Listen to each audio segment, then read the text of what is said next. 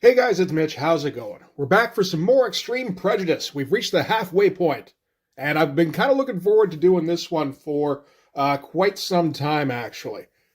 So this is going to be Supreme number 11, but just before we get into it, if you enjoy the channel, if you feel like you might want to help out a little bit, you can go over to my Patreon and subscribe there. That'll give you access to everything I do. You can also follow me on Instagram and DM me there for commissions, and you should join the Blood Force Discord server. Alright, so this is the one Supreme entry for this series. And I said at the top I was looking forward to doing this issue for a while. If you know why, then I'm going to ease us in a little bit. This one has some very unique art by a guy named Petty. I don't know who Petty is. I wondered for a while if he was somebody's pseudonym. But as far as I can tell, it doesn't seem to be the case. But we'll just get into that in a second. So what's been happening in the Extreme Prejudice crossover is that this guy here, Quantum, has broken out from a jail kind of thing where his powers were dampened. His powers are that he absorbs electromagnetic radiation and turns it into, I don't know, he can fly and he can shoot laser blasts. And in the last issue, he was able to do some Green Lantern type of shit. And first Team Youngblood tried to take him down because we got to take him down. That didn't work. And then when he went off to go and confront his son, Battlestone, because he's Battlestone and Cabot's father, and ask Battlestone to join him, Battlestone refused. So naturally, it was Quantum versus Brigade at that point. Then Quantum was tracked down by the amalgamated forces of Youngblood and Brigade and Bloodstrike. They still haven't made any kind of headway. And in that last Bloodstrike issue, Quantum captured Battlestone and Cabot and took them off to wherever. He's going somewhere to hide them here. So that's everything that's happened so far. That's 3 whole issues. There's also been a couple of subplots. One with the New Men, where some guy is trying to put the team back together. There's a team nobody's heard about. And then there's something with the Brotherhood of Man, who have infiltrated Project Born Again and are trying to manipulate Bloodstrike in some way. All right, so why don't we get into this? We'll start with the cover. That's okay. This is by Brian Murray, who we haven't seen in quite some time, probably more than a year, actually. I haven't done a Supreme review since I looked at issue 1 and 2, which were weird and pretty interesting. But, like solid figure work, good musculature-ish, capes, all right, it's a little silly, but that's all okay. We do kind of get the unfortunate visual of Supreme's feet rising out of Quantum's head here, so that's okay, though. All right, so here we go. So I'll let you marinate in that for a second while I go through the credits. So, creator and story, Rob Liefeld. Story, what? Writer, you mean? Eric Stevenson. Art, Petty. So I take it that means pencils and inks. Script, letters, and editor, Kurt Hathaway. Okay, so Eric Stevenson isn't providing words in this. That's interesting. And it looks as though Brian Murray doesn't have anything to do with the colors. Which is, it's already going to be distracting enough on this art. We don't need whatever the fuck kind of craziness Brian Murray's going to throw in there. So, as you can see, this is going to be very different. So, I have no idea who Petty is. As far as I can tell, this is where he starts. And this is pretty much where he ends in comics. I could be completely wrong.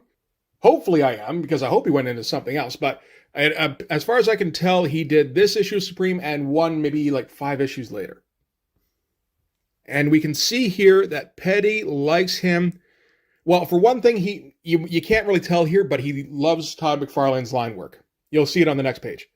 I would say he also loves... Wait, this is before Stephen Platt, but not before Stephen Platt on Moon Knight. Maybe he likes Moon Knight. Could be. But he likes a lot of line work. Because he does the Platt kind of wrinkles all over everything. The proportions are insane. And he seems to have difficulty drawing hair, so he compensates by making everyone have really swoopy hair. And yeah, these cloak folds are wild. We got all these speed lines coming out of nowhere. This is all, it's not like there's multiple Supremes or there's Supreme bots or whatever they're called. This is all just, like the cape is providing the panel borders, I guess. So supreme flying, supreme flying, supreme flying. I can almost see a bit of Bart Sears in some of this musculature here. So all of this is kind of boiling down the last couple of issues. They don't mention that this is Thor's hammer that he's got, which he seems to have wrested from Thor. So he's got, God of Thunder powers. And he gave his origin in the last issue, which seemed to be kind of Captain America-y, and declared himself to be a god. And then at the end of the issue, flew away to deal with Quantum. He was just hearing about Quantum. He didn't like the fact that people were saying, man, that Quantum guy, he's so tough. They're like, man, nobody gets to be tough when I'm around. So he went to fly off to beat up the tough guys. Okay, you ready? Here we go. Okay, so you see what I mean about loving those McFarlane lines, where he would try to copy them like as much as possible. Only he's amped everything up to an incredible degree. So Supreme touches down in the aftermath of the last fight, and basically everyone is just lying around. They've all been kind of knocked this way and that. Most of them are unconscious, except for Boone, because Boone don't do shit. They don't say that, though. They say the weak, wavering voice belongs to Boone, an esteemed member of Brigade. He's the esteemed member that gets to sit by a rock while everybody takes care of the villain inside. And yeah. If it was just what he was doing with the hair, I think I'd be intrigued enough. Like these, like beehives that he's got going on everybody. But yeah, it's not just the hair, it's also the proportions.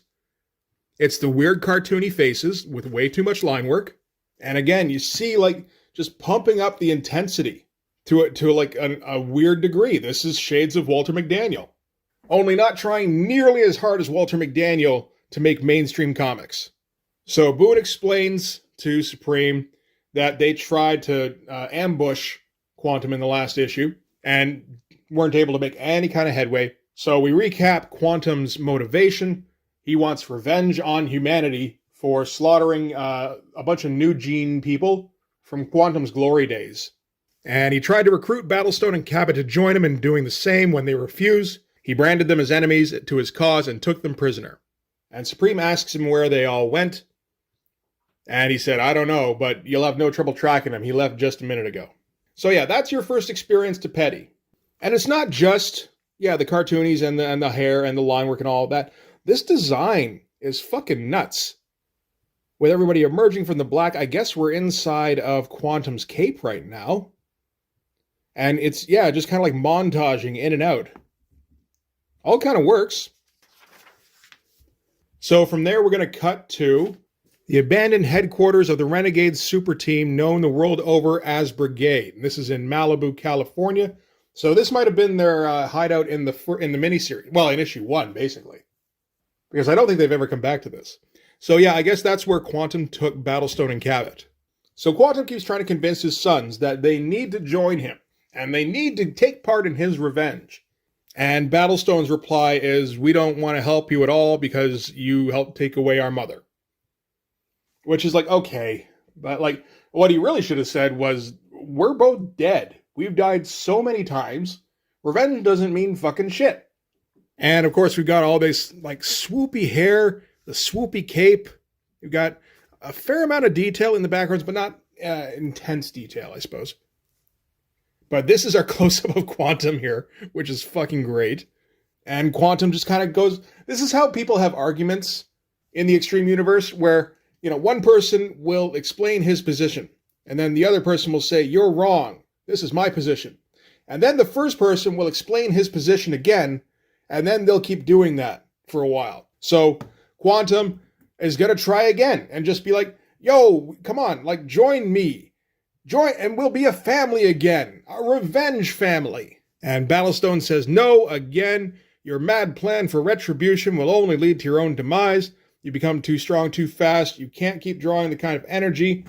So, okay, we're going to keep going back to this excess EM radiation that he's absorbing. And Cabot notices something up above, and just maybe the best expression I've ever seen on Cabot's face. It feels like part of their imprisonment is that their jaws are like wired to their collarbones. And they gotta like, yeah. They gotta like just kind of try and tilt their eyes up if they want to actually look up. So Quantum gets hit by a lightning bolt. It doesn't mess up his swoopy hair though, thankfully. And it's Supreme, not really coming to the rescue, just coming to beat up a guy who people think might be tougher than him. And holy shit, right? So Petty signed this one, and with good reason, I think. I mean, this is a double page splash done right. He's using, like, the entire frame, really. We've got the hammer in here. We've got Supreme lightly holding it with just a couple of fingers. He's going to town on all of the rendering. Look at all this weird shit going on in the metal reflections. Putting excess muscles on the arm. That's how you do it. Excess wrinkles on the clothes. Yes. Debris flying everywhere. More hair. More wrinkles. Like everybody looks like they're 95. This hand here looks pretty good, even with the shrunken pinky. And we even get Battlestone and Cabot off in the background here amongst all the speed lines. Don't forget the speed lines. Just looking like shocked. And man, it'd be nice if I could do something. Yeah, isn't that just the wildest fucking spread you've ever seen? So anyway, because he's being attacked, Quantum figures that Supreme is on the side of whoever's trying to wipe out the New Gene people. Which he might be. I mean, like, Supreme gets up to some weird shit. He takes some weird moral stances. Fucking great. So yeah, big old hook to the chops. That's how you do a splash. Again, just all sorts of debris flying around. Got the capes swirling out in every single direction. And you can't say that doesn't have impact, you know? So all they're arguing, it's funny because they don't really have a disagreement of any kind. Supreme starts off by going, I don't know who your people are, but I don't give a shit. I don't like that you're smashing things. And all of this is just, you might be tough, but I'm tougher. And he shoots him with Thor's hammer. Great angle. And Quantum goes flying through a window somewhere. We can't even see his face. I love these hands, though. They're all twisted up and just like, yeah, all sorts of rendering on those two. Just the hair swirling in every which way, almost like Melinda Gebbie hair. So Quantum realizes that Supreme doesn't really care what Quantum is mad about. So now Quantum's going to get mad about that. Flies back up to meet Supreme, who's still got the pompadour going on. I love that shit. Huge ass cape. And yeah, goes flying past him. Supreme flies after him. And another like big fucking punch shot. Yeah, this really is kind of a cross between like McFarlane and Platt. If by combining them you somehow lost some ability to keep proportion. Because like, you know, a lot of the stuff in here just kind of gets nuts. And again, they don't have anything to say, but they've got to say something to keep you on the page. Honestly, in this case, you don't have to. You could have just left it blank, and we would have got it. And we would have spent enough time just looking at whatever crazy shit Petty was drawing next. But yeah, so Thor is going to taunt Quantum by saying, oh, you're running off. You're scared of me now. Is it Thor's hammer which frightens you to scurry off into the heavens? And Quantum's just foolish taunts Supreme. Even were I not so fiercely devoted to my errand of retribution, your chances of stopping me would be less than nothing. Which makes you a cretin, Supreme. Like, it's just name-calling now. If you believe that I would allow you to achieve your goal of stopping me. See, we're just trying to find ways to add on extra words. He could have just said, you're a fool if you think that I would let you stop me. But it's just, no, he's got to stretch it out. So you're a fool if you believe that I would allow you to achieve your goal of stopping. You know, like, maybe he's getting paid by the word. I don't know. So now he's just kind of lamenting the fate of the New Gene people. And, you know, I'm going to destroy all the humans but I'm going to kill you first. And yeah, everything's swirly from the capes to the hair. Like, we don't even see anybody's face here. That's okay. We got our close-up here of 130-year-old Supreme. And then I think they crash into something here. It's hard to tell what the fuck is even going on because it's just like arms and legs and limbs going in every direction. It's just muscles. It's this gigantic pile of muscles. And then we've got to cut to the New Men because they got to sell that first issue, man. So they got to build that up somehow. So we find out Redbeard's name, which is Proctor. They might have mentioned it before, but I don't remember seeing it. So he's found another recruit named Bird. Bird has wings. And Proctor is now driving them to another potential recruit's place to see if he wants to join up, which is another old member who doesn't want to join the team. And yeah, when you shrink it down, you can see some of the shortcomings in his style a bit more clearly. You know, like he has some problems with, I don't know, just a lot of things really with construction. It's just when he's able to crank up the intensity, it stops mattering. So they're here to recruit Thomas Running Bear, who was an old member of the original team, but now he's aged way more than anybody else on the team did. That's unfortunate. But his son is now up to join the team. And his son is some kind of werebear kind of thing. I'm not sure if Running Bear also was. You know, you get the feeling like maybe with his name and everything. And then we got a cut to the Brotherhood of Man at one of their safe houses, apparently. So they bitch about the dude who let Quantum go in the first place. He was a Brotherhood of Man, like, acolyte. And they killed him at the end of, I think, the Brigade issue. Then they talk about the new genes, because that's, I think, the whole point of the Brotherhood of Man, is to wipe out the new genes. So I assume they're the ones who wiped out Quantum's base. And they're complaining about that chick who worked at the Pentagon, because she was interfering with the identification of other new gene positives, and for being a new gene herself. And then, oh, what's his fucking name? It's not Captain Extreme. And then the Extreme Warrior comes back and reports that the doctor at the Pentagon has been dealt with. And the Brotherhood of Man tell the Extreme Warrior that Proctor is trying to reassemble the new men. So he should make sure that he follows his friend Vanessa Wayland to the grave. And this is our shot of the Extreme Warrior. Again, just kind of piled on everything everywhere.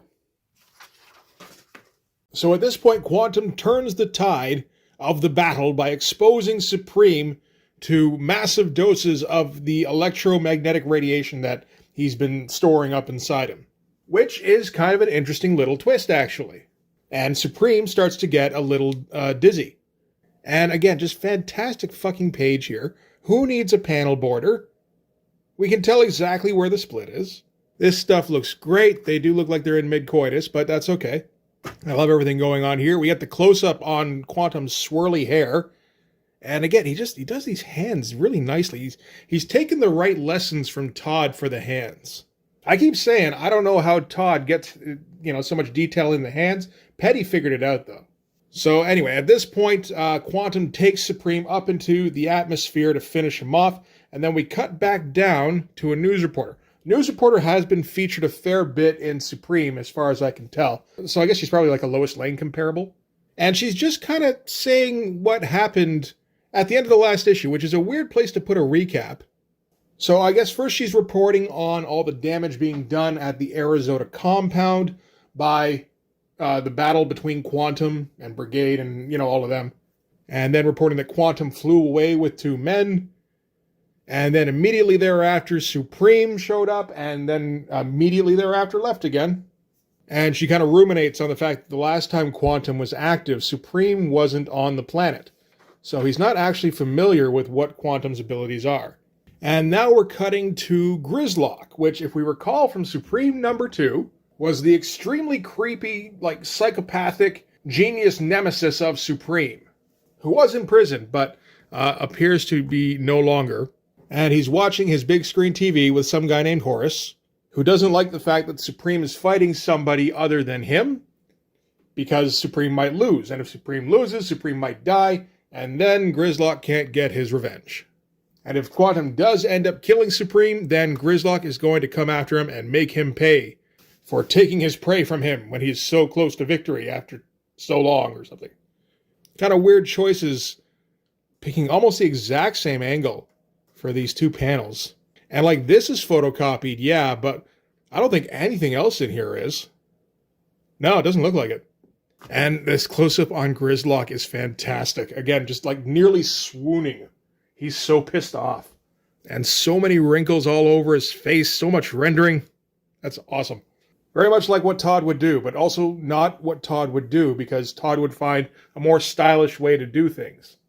Okay, so back at the Malibu headquarters, Battlestone and Cabot still haven't been able to break free from their bonds. But Cabot is just going to reach out to Rome now, which is their AI buddy who does like mission planning and stuff and also does the teleporting for them. By the way, this face on Battlestone is maybe the best thing I've seen in an Extreme comic. I love the bewildered surprise on him here. And the funny thing is, he's not saying anything until like down here. So he's just watching Cabot going, oh man. And they all got all the braids and ponytails and pompadours flying out in every direction. And Rome tells Cabot that she can't get a proper lock on him because of the bonds. It's too much interference. So there's like a 12% margin of error. Cabot says, fuck it, do it anyway. So she does teleport him, but just like 6 feet. And when he comes back in, his arm's gone. So I guess that's still got left behind.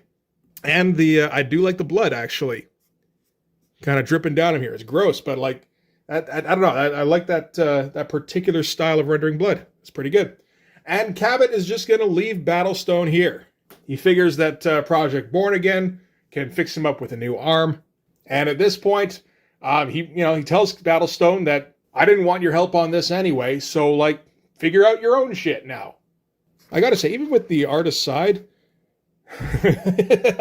I'm not even gonna finish that. How can you put the art aside? But the story in this one is more interesting than the other issues. Like it feels like there's not a whole lot going on because the Supreme fight is kind of taking up everything, but kind of around the fringes, there's a fair bit happening. So anyway, yeah, now they're having their fight in space, and Supreme is able to still get his licks in. Again, I love these twisted up hands. All the wrinkles on them, that looks so good.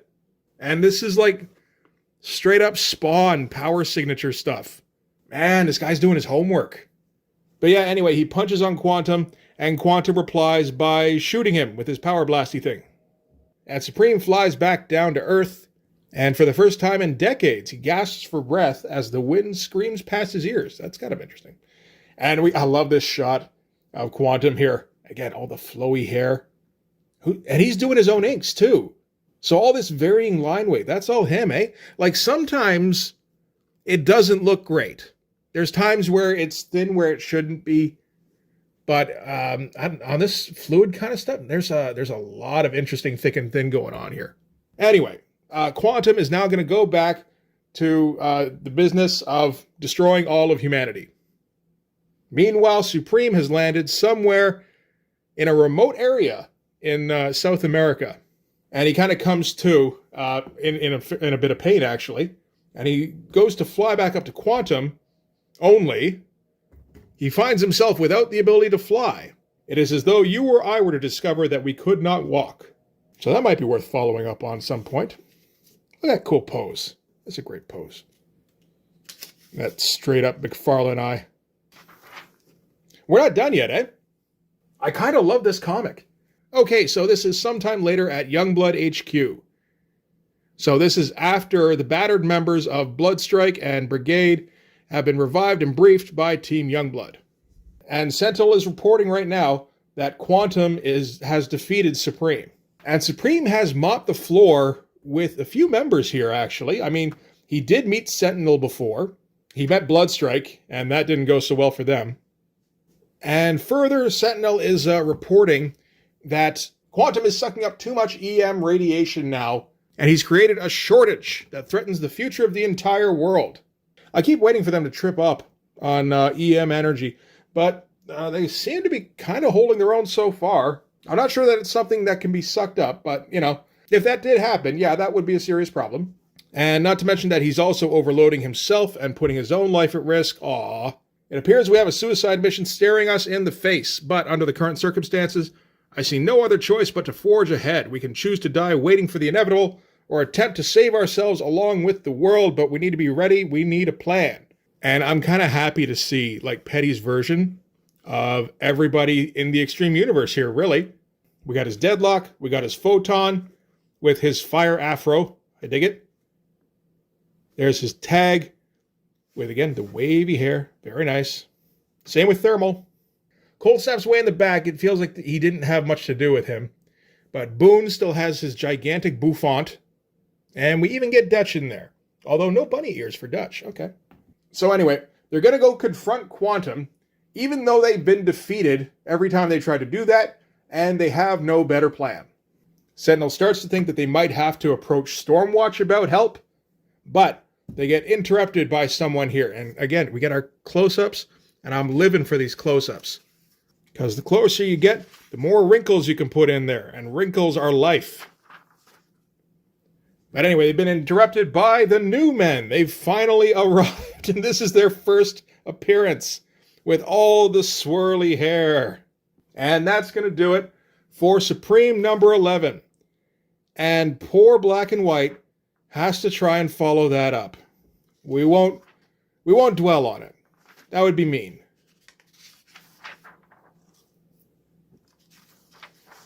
They did get an Ask the Creative Team feature in this one. It's not particularly interesting. It's just, what's your favorite vacation spot? And everybody's boring. Although Petty did say Vancouver, BC. So maybe I should go on the hunt for him, because that is my backyard. All right, and that is it for Chapter 4 of Extreme Prejudice. I kind of remember getting this, actually, because I was just getting a bunch of Supreme issues. For some reason, I thought it was important that I do like a rundown of Supreme issue by issue before I quickly realized that's dumb. Nobody will watch those. So anyway, I'm flipping through these issues of Supreme I've got. I've got up to issue 16, by the way. And I come across this one and just stop dead. Like, holy shit, what the fuck is going on? And you get that second of like, did Todd draw? No, Todd definitely didn't draw this. Is this the Boof guy? And it's not, because that's John Cleary, who's another guy who is heavily McFarlane influenced. They're few and far between, but they're easy to pick out. So yeah, if you know of any other issues that Petty has drawn, I know he did also draw Supreme number 15. That's this one here, which has an unassuming Jeff Matsuda cover, and is Chapter 3 of the 6-part Supreme Madness storyline. But I think I might review that one in short order anyway. Just completely out of context. I think that would actually be best in this situation. Because holy shit, do I need more of that in my life. But yeah, if you know anything else that Petty has drawn, please let me know. I wouldn't be surprised if he did a couple of other Extreme books around this time. He does seem to have been a part of the studio. I also wouldn't be surprised if he didn't do any more than those 2 issues, because there is a shit ton of detail in here. So 2 issues in a year might have been all he was able to muster up. But I guess we should sum up the issue, like what happened, eh? There was a bit of progression here and there. There's the whole bit with Battlestone. He's now stuck alone for when Quantum gets back, and I guess Cabot has to go get a new arm. And we're going to accommodate the new men somehow into the group, and I guess they'll, somehow be more equipped to battle Quantum than everybody else? I don't know. Maybe. I guess we'll have to find out. Probably not in Chapter 5 of Extreme Prejudice. I think that's more of a Chapter 6/Chapter 7 thing. But anyway, that's going to do it for this one. Thanks very much for watching. If you like this video, please hit like, hit subscribe, hit the notifications so you know when the next one's coming out. Go over and subscribe on my Patreon. That'll give you access to everything I do, from the Blood Force stuff to the YouTube videos before they get uploaded to YouTube, as well as some Patreon exclusive content. You can also follow me on Instagram and DM me there for commissions, and you can go and join the Blood Force Discord server. But yeah, that's going to do it. Thanks again for watching. I'll see you guys in the next one. Bye-bye.